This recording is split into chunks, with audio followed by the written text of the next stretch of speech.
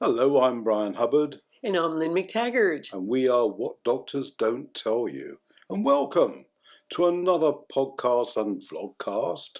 And Lynn, tell us a bit about, we're still mid-current issue, so it's still available in the stores. Lynn's now holding it up, my able assistant. And you can buy it in stores right across America and the UK. We print and distribute simultaneously, as if a miracle of modern production, right across the US and the UK. And Lynn, what's in this issue, if I haven't got it already? Well, Brian, I'd also like to add that we're not only in the US and the UK, but we are in 15 other languages around the world now. So Sacre bleu. The message is spreading. No, I don't know. That's not what doctors don't tell you in French, but they're all much longer than English. Yeah. Anyway, in this issue this month, we've got an amazing story, as we told you last time, about depression. And we have a psychiatrist who has basically gone on record to say there's no such thing as mental illness, that everything happens much further upstream. It may be your gut, it may be allergies, it may be something else, but that's causing your low mood or a host of other so-called mental illnesses. And she gets people well by sorting those things out. So take a look at it. This is really great story, and there's also fantastic stuff in here about the truth about carbs and healing hay fever and loads more, as there are every issue. Fantastic, Lynn. And if you don't get hold of a copy in the store, subscribe, and you can do so quite easily by going to our website, which is www.wddty.com. So that's wddty.com, and where you can subscribe, and we'll send you the issue every month post haste. Great. And we've got a new one coming up soon. This is a sneak preview. It's for anybody who's been told they need a hip replacement, why you should check this out first. Dr. Mitchell Yaz, who is a really experienced physical therapist, is a man on a mission. He is trying to get people who have been told they need a hip or a knee replacement or any other joint replacement to try some exercises first. Because what he finds, Brian, is that it's not your hip, it's a muscle imbalance that is causing your pain in most cases. And he gets people well in weeks and pain-free. So check this out. We've got a story about essential oils killing chronic Lyme disease and much, much more.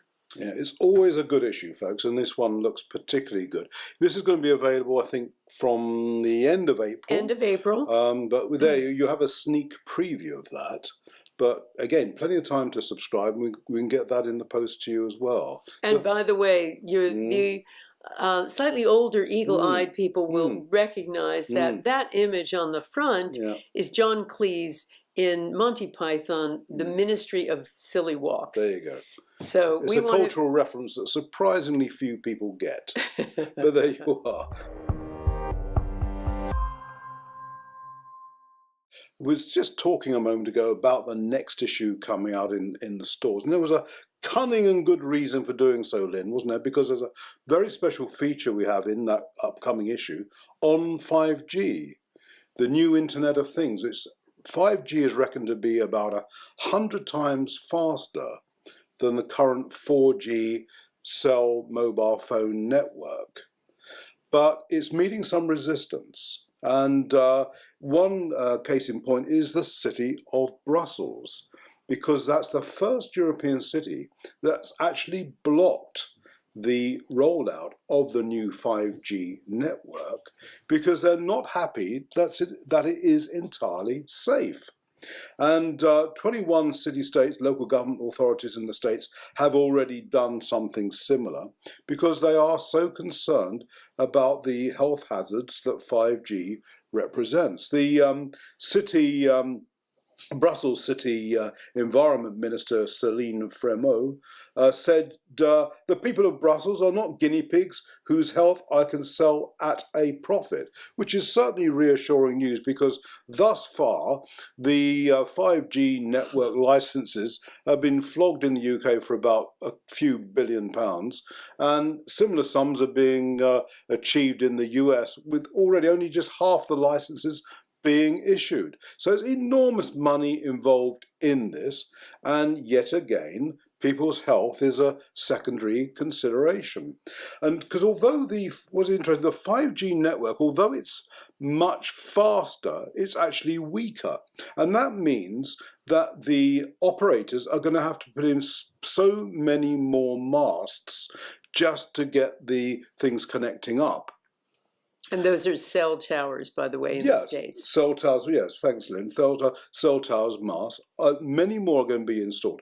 And there's already ruling in place in America that prevents anyone from appealing against this. You cannot appeal because there's money, guys. And there's too much money there's too much money.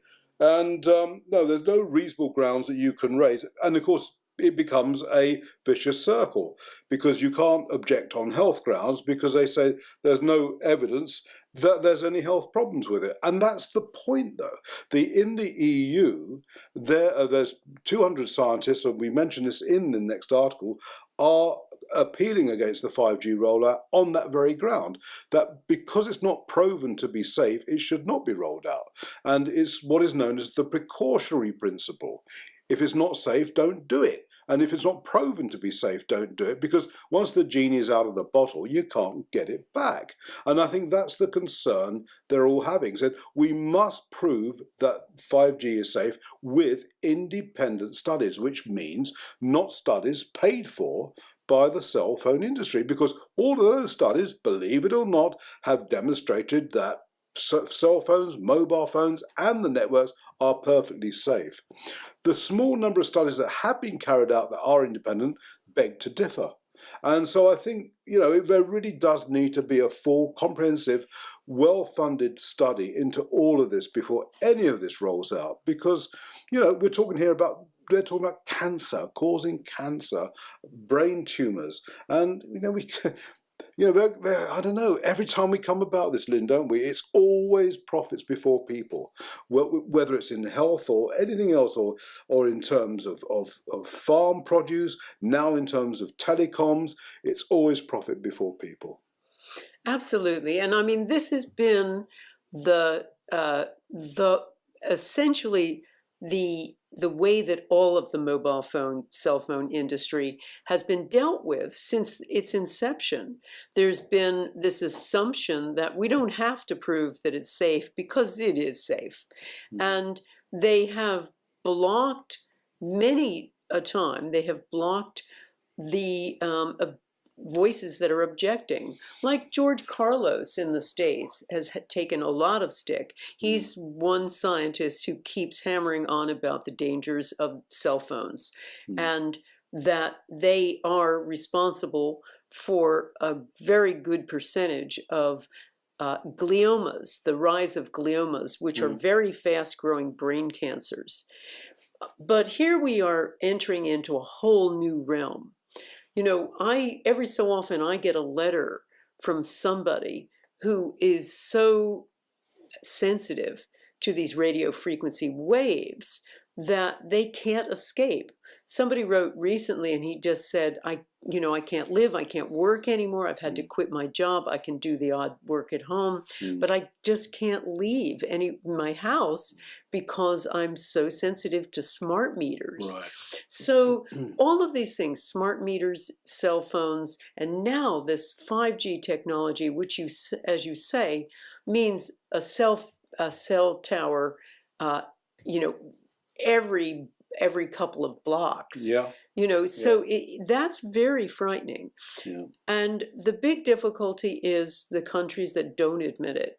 I mean, there are plenty of other countries that do. I mean, France, for instance, has banned cell phones in schools because they believe there's enough evidence to show that it hurts growing brains. Yeah, and that's really for the under 12s. And I think that is the particular concern, that as a developing brains are particularly vulnerable to these radiation levels. And yes, you're right. They've banned Wi-Fi as well from primary schools, from junior schools, whatever you call them, in France. And, there must be something in it for them to do that. Absolutely. So what do you do with this? You shout loudly about it, basically. Before 5G can get put into your state, if there are enough states that are objecting to something, it will, and passing laws against it, there's been a lot of evidence demonstrating that once that happens, that creates a critical mass that moves it into federal law territory. Great. So just keep objecting until it's proven to be safe.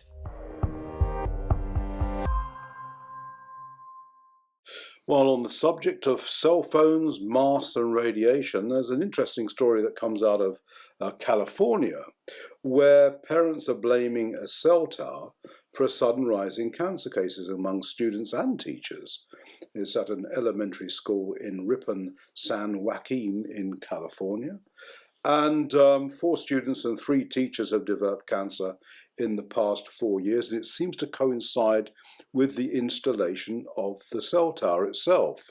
And certainly this level of cancers amongst relatively young people, and I include teachers in that, is way beyond what you would expect in the national average. So therefore they're saying surely the cell tower must be to blame.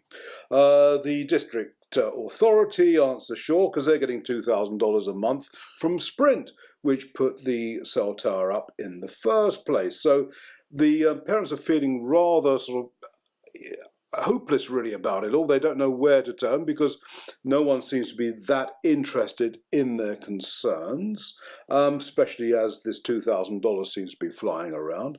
And but they're nonetheless mounting campaigns to get it removed. So we're not sure where this is going to go, but I think what would be interesting to hear from listeners and viewers is whether they're seeing similar patterns at their school if they happen to have a cell tower on the school, in the school or nearby. I mean, because what schools also often do is have a cell tower erected on the roof, because it brings in extra money for them. So, yeah, I'd be interested to hear, Lynn, whether or not we're seeing more cases of cancer amongst kids and amongst teachers, which is above the national average, and see if there's a correlation between those cases and the cell tower. Absolutely. And people keep talking about the fact that there's no evidence. There is a lot of evidence. I mean, there's a lot of evidence done on animal research, which of course doesn't necessarily apply to humans, but it gives you an indication that this stuff isn't good for living things.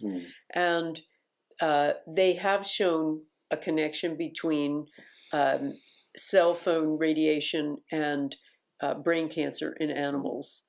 And there's more and more demonstrations of these kind of hotspots where a higher amount than normal of people are getting brain cancer, particularly children, when there's a cell phone tower nearby.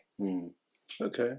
And one of the parents said that her doctor who diagnosed the cancer in her son said that it was definitely caused by something in the environment. He didn't quite go so far as to say it was the cell tower, but it was an environmental cancer. So, 3 guesses, guys.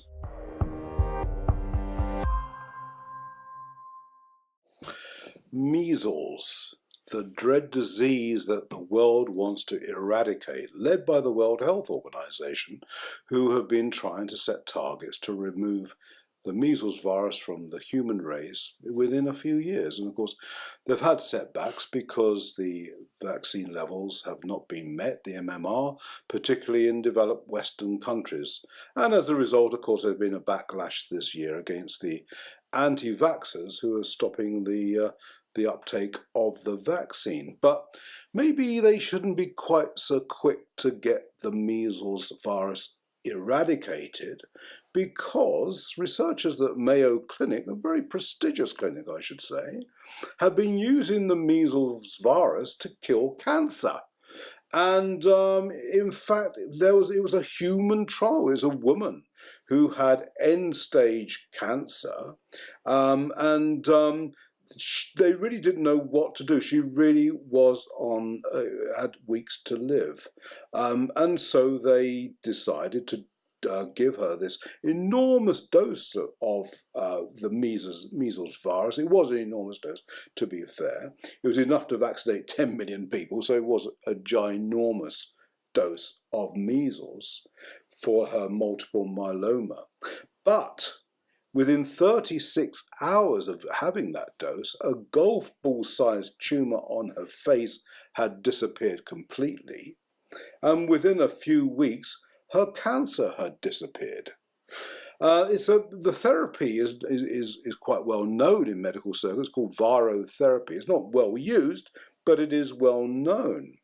And they say that there is a natural thing about cancer, about measles killing cancer, and it probably is because what it's doing is to stimulate the immune system, and that is what seems to be working in this case. And they said, look, the Mayo Clinic researchers say, look, this is definitely an ethical and a provable way forward in the treatment of cancer. So, this has been backed up by University College London, not exactly slouches themselves in terms of good research, and they agree. And in fact, they even did a paper called Measles to the Rescue, and saying that these are serious contenders in cancer treatment, and that the vaccine strain of measles virus holds special hope in the fight against cancer. So, it goes back a bit, doesn't it, Lynn, to parents always saying, well, my kid had measles and it built their immune system and it made them stronger and better as a result. And this is sort of an extension of that. I mean, this is multiple times the sort of level of measles that kids would get naturally. But there is something about the virus that really does, I suppose, stimulate the immune response and is killing cancer.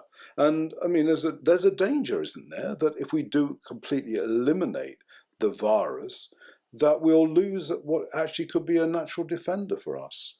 Well, we see this with a lot of areas now in health, where parents are trying to protect their children from viruses and bacteria, on the idea that this is good for them. But they found with the hygiene hypothesis, for instance, when children are kept away from bacteria or playing in dirt or whatever, they oftentimes develop many more allergies than kids that are allowed outside and to play normally, who are exposed to much more of this. And the same probably has to do with these so-called childhood diseases, which in well-nourished children don't kill them. Measles is not dangerous in well-nourished children with adequate levels of vitamin A. Even children in Africa who are starving, if they get measles and they're given vitamin A, they usually don't die.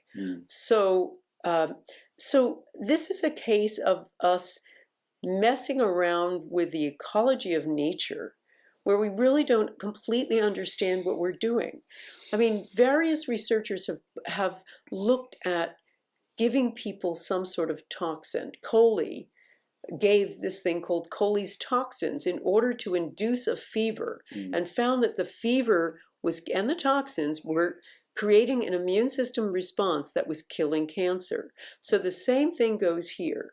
And it is worth saying too, by the way, that these epidemics of measles happen indiscriminately, and they oftentimes occur among the vaccinated.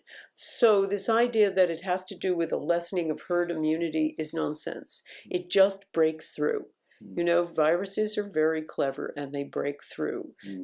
And vaccines aren't perfect. So I think this is, before we demonize measles, as we've continued to do, and think about this being a really great thing to eradicate, why don't we just give people in developing countries vitamin A, So they stop dying from measles and look into this further as an amazing cancer cure. Yeah, because measles is a killer amongst the malnourished, really, isn't it, Lynn? Yeah, exactly. And you look into the West, where we do get the nutrients we need in the main. In those cases, it is a relatively benign disease. And yet, what the World Health Organization and Bill Gates Foundation, all they seem to be doing, is lumping everyone together and saying, well, measles is a killer, which is, yes, but amongst the malnourished. And I think that has to be the real point, isn't it? And we seem to have wrapped this up in this enormous emotional discharge against the so-called anti-vaxxers, saying, how can you stop this wonderful protective thing against a killer virus, when really that's not really the question we should be asking. And we should start telling the truth. Well, what is how many people does it actually kill in the West among well-nourished children? Even in the West, those children who do die from measles are generally malnourished or have some sort of immune compromise. So we should really be, the point should be, World Health Organization and health authorities should be concerned more about educating people about eating well and being nutritionally strong and making sure they get vitamin A in particular to ward off and make this disease a benign disease. Absolutely, and let's get some more research. If this is a cancer cure, how brilliant. Yeah, thanks, Lynn. And now news of the blindingly obvious. Big Pharma has bought Congress. No, I'm not saying that, although I could do, but an FDA chairman has said that. And there is quite an interesting roll call of recipients. Big Pharma, pharmaceutical industry, is the biggest donator to political causes around the world. It has the most advanced and sophisticated lobbying system around the world, and greasing the wheels of power is part and parcel of the modus operandi of the pharmaceutical industry. And a group called Open Secrets has listed the top recipients of the drug company largesse in Congress. And Paul Ryan, former House Speaker, received $222,000 in 1 year, most of it coming from Merck. And even Democrat presidential hopeful Beto O'Rourke received $171,000. So the Democrats aren't immune to having a helping hand. But really what's the whistleblower in all this is, believe it or not, Dr. Rayford Brown, chair of the FDA's Analgesics and Anesthetics Committee, who says that how could we ever get any change in pharmaceutical industry, in medicine, if Congress is being paid by Big Pharma? How can they be independent arbiters of the pharmaceutical industry, or indeed of the FDA itself, if they're getting this money? Because we know the drugs industry also happens to pay for the FDA. So it's hard to see how change is ever going to happen, Lynn, where we got an election looming, but is anything going to be any different, I wonder?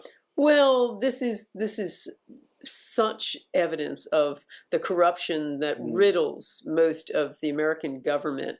I mean, we know that, as you say, the FDA, it's kind of funny that the pot's calling the kettle black, because the FDA is not only funded by the pharmaceutical industry, and literally so because Congress has lowered the funding that goes to the FDA and allows it to be funded by private industry, but also many of the people in the FDA are former drug company employees. Right. So they have essentially bought and paid for the regulatory agency that's supposed to police them. There's evidence of bias like that in the Centers for Disease Control and Prevention. And of course, now we have Congress.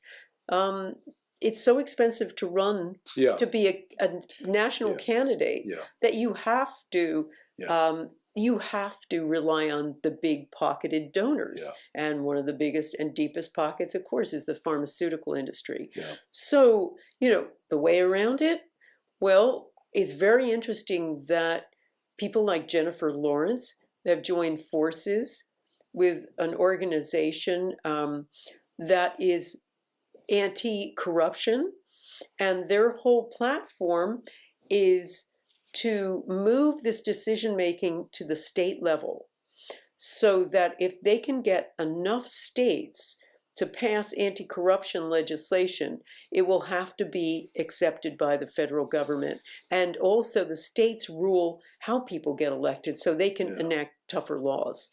So I think what we're really talking about, Brian, to try to clean this stuff up is an overhaul of the way we do business in government. Yeah. Well, it has to be that you don't need to have 10, 20, 30 million dollars in order to run for president or indeed for any office of state. And that is possible because one candidate who's never taken anything from the pharmaceutical industry is Bernie Sanders. And certainly in the last presidential election, he did not. He relied on small donors and he's raised an enormous amount of money. Yeah, it's true. But, it's just so far you can go. And, money needs to be disconnected from the political process so that honest folk could come through and be honest brokers once they are in positions of power. Because, with the last election, Hillary Clinton got a lot of money from the pharmaceutical industry. So if Democrats were hoping she was going to be the change agent once she became president, we'll have to think twice, because that isn't going to happen, guys. You're not, she has to reward the people who pay her, and she isn't going to turn her back on that. So there isn't going to be any change. No, some of the new candidates coming forward have pledged not to accept any money from Big Pharma. And I think it's really going to be that, plus these kinds of moves to bring election laws and tighter election laws at the state level that's going to move things. But I think you're seeing a younger generation that are really looking at the corrupt system, the broken system, and saying, we've got to do things differently. Yeah, thanks, Lynne. Non-news of the week, part 2. Drugs are dangerous. They cause adverse reactions, right? And it's the 4th major cause of death in the West of drugs properly prescribed. And these are of deaths that are recorded, and most deaths actually are not recorded. But there's another angle to this as well, which has just come to light. Not only are drugs dangerous because they are chemical agents that cause adverse reactions in people anyway, they also contain allergens that can affect people who are sensitive to them and can be life-threatening. So if you're allergic to peanut oil, lactose, gluten, or chemical dyes, well, guess what? The drug you're taking could well contain one of these ingredients. Researchers from Brigham and Women's Hospital carried out some research after they heard of a case who was who had celiac disease, which is very, very life-threatening sensitivity to gluten, and who was actually taking a drug unwittingly that contained gluten. So they said, well, let's find out how common a problem this is. So they tested 42,000 prescription pills and found that between them they contained a total of 354,000 so-called inactive ingredients, which happened to be allergens. And I don't know that these things always get recorded.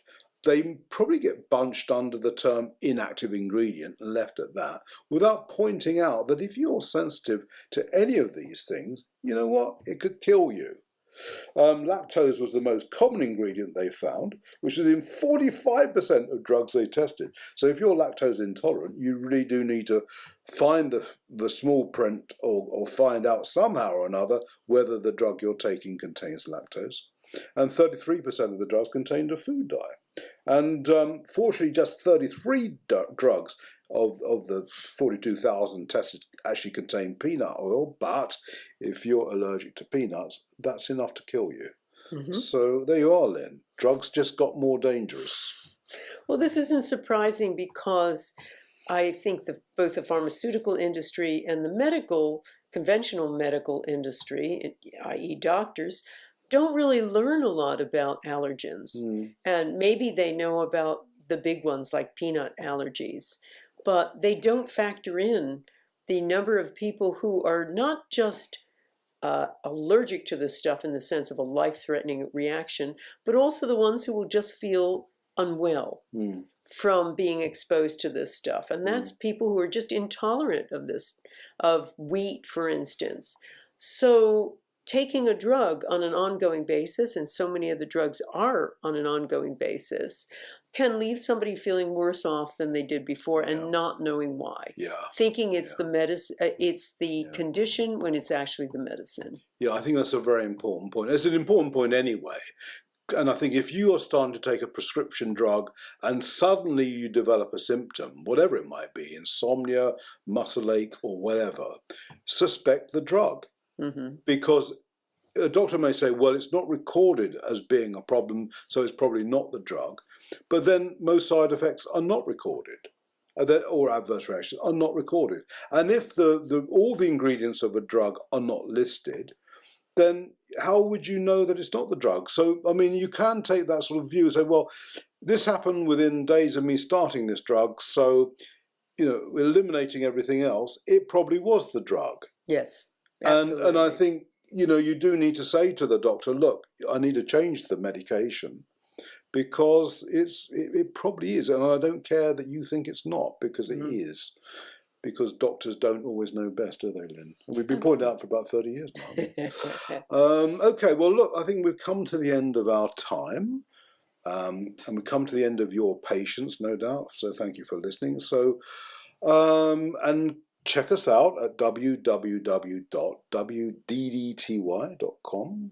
And I'm Bryan Hubbard, and I'll see you again soon. I'm Lynne McTaggart. Don't forget to have a look at our latest issue on depression and why it's not mental. And the next one, sneak preview, why you don't need a hip replacement. Thanks. And by the way, we've changed the background here. You may have noticed, but it looks like someone's peering over my shoulder. I can assure you it is not a representative from Big Pharma. But there we are. Thanks, guys. Bye-bye.